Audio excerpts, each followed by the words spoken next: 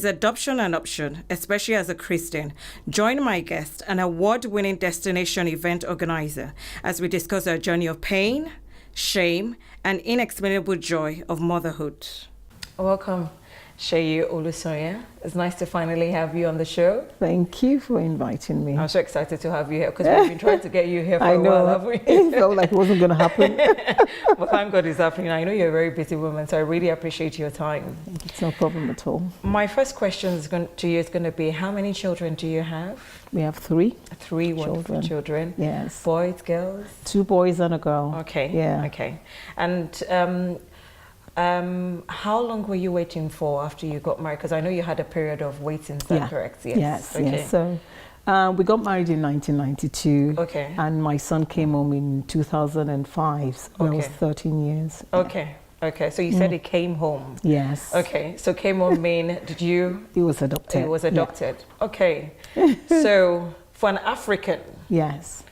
Is adoption really an option? It is. Okay. It is one that definitely needs to be explored. It isn't for everybody, right? But it's an option that one needs to carefully consider. Okay. You know, we as a family have a viewpoint that we ourselves are adopted into God's family. That's so true. Jesus himself is an adopted child of Joseph, was an adopted child of Joseph. Oh yes, because it was immaculate, wasn't it? It was immaculate conception, you know.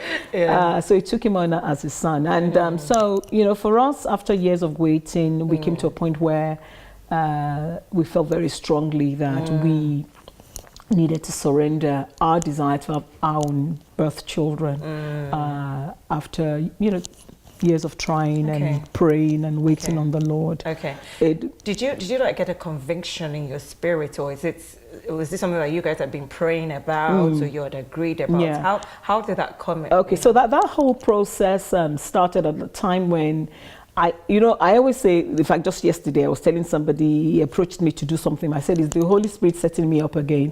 Because I just always feel that God sets me up. And he set me up in a way where at the time I was working away from home. Okay. So my husband and I were apart during the week. So I had plenty of time to myself. I would work and come back to the apartment. And, you know, it was a time when I just felt, you know what, let me just have some time away, praying and really seeking the Lord and just enjoying God's presence.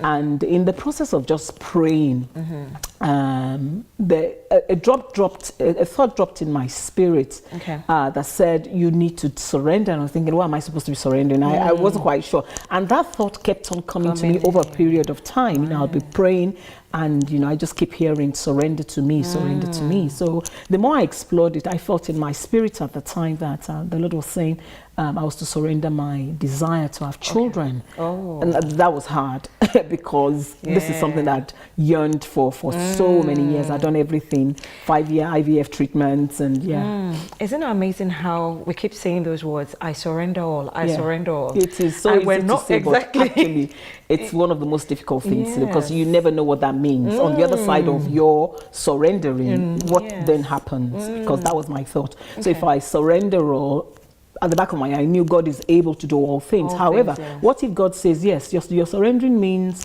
you're never going to have children which is because that might be His will. Who knows? You know, so that was quite hard. So you did go through the process of IVF?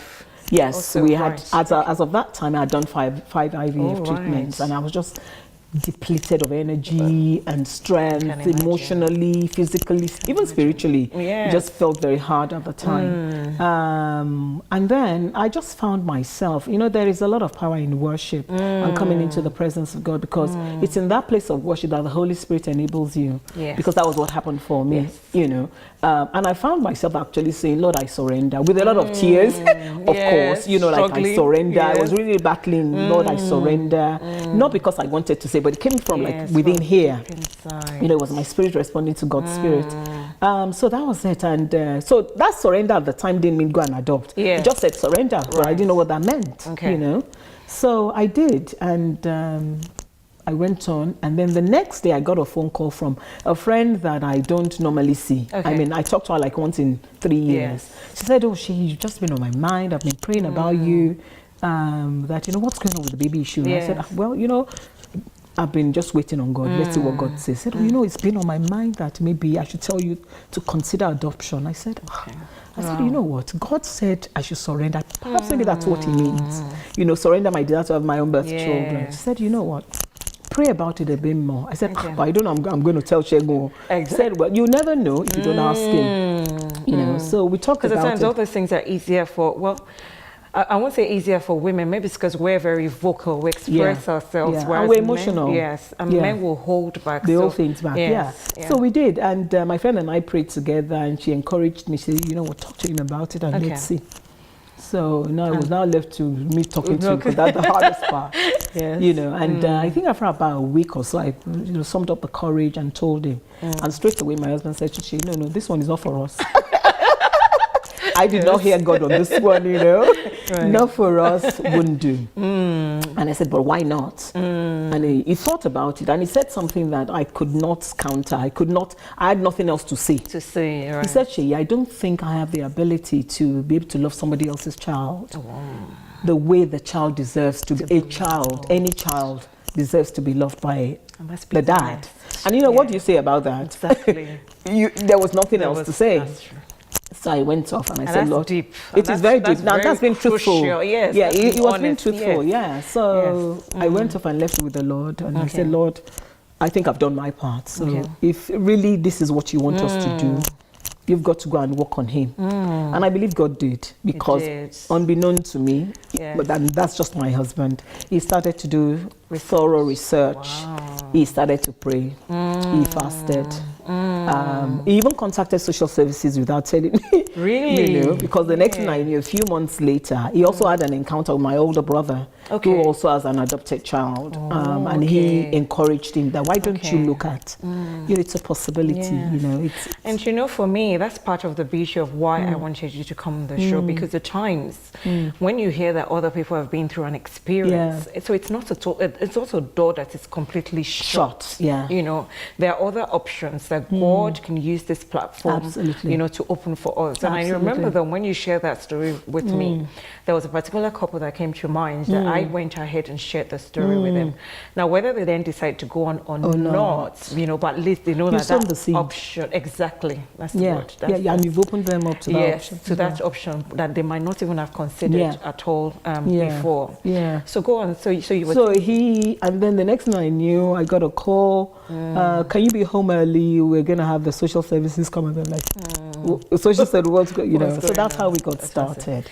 In terms of the journey with the social services, how did you find that in terms of emotionally, you know, having to go through? Because I know that they have very strict criteria. They do, isn't it? And so should they, you know, because I mean, children are just so precious. That's very true. You need to be sure when you're placing a child in any family. I think what really helped us as a family was that we went with like open mind. We went with, children are precious. We're going to do whatever it is that we need to do to make this happen. The whole process took initially about 6 months to do what they call a home study. So you meet with a social worker like every week. They talk to you.